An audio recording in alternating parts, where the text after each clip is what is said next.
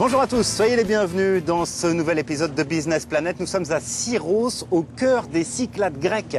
La Grèce, c'est 6 années de récession, son taux de chômage record de 27,6%. Eh bien, pour faire face, des femmes se sont regroupées ici et ont créé une véritable coopérative anti-crise. Regardez. Elles sont totalement incontournables à Syros. Chaque jour, une vingtaine de femmes, dont la plupart n'a aucune qualification particulière, mijotent des plats traditionnels grecs qui sont ensuite revendus dans un restaurant.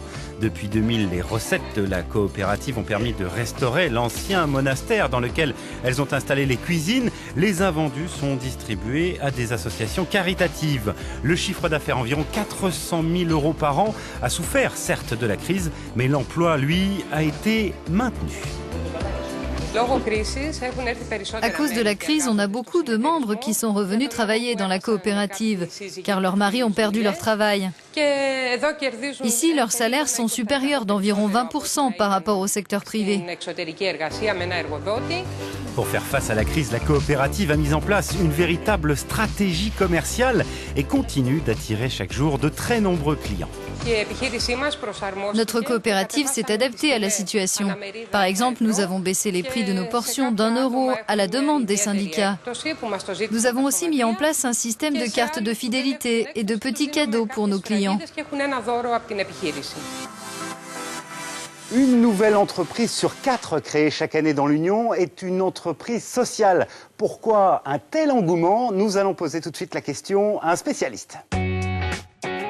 Un exemple pour bien comprendre, la CECOP, la Confédération européenne des coopératives, représente près de 50 000 entreprises qui emploient 1 400 000 personnes avec un chiffre d'affaires de 50 milliards d'euros par an.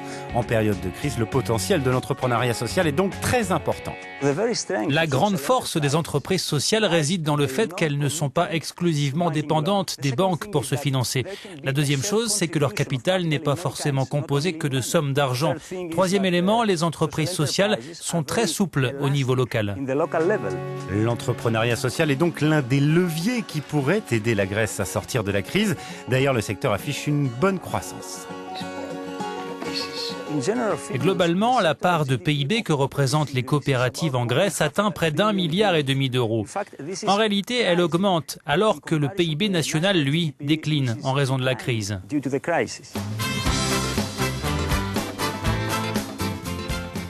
Pour moi, les clés du succès, c'est aimer ce qu'on fait, se concentrer sur la qualité des produits et ne pas baisser les bras au premier obstacle venu.